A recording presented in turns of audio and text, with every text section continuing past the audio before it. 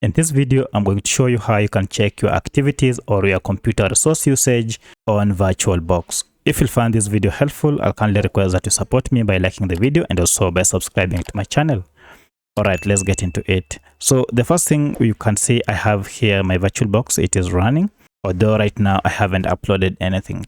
Now, to get to know the activities or your history or the resources that this VirtualBox is using, it is quite simple. Just head over to these three lines and then click on them and go to this option called activities. If you click on it, it will be able to display the host CPU load, host RAM usage, as well as host file system.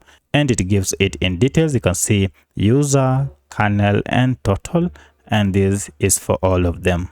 So that's how you check your activities in VirtualBox. If you have any other question, kindly let me know in the comment section. Otherwise, thanks for watching and let's meet in the next video.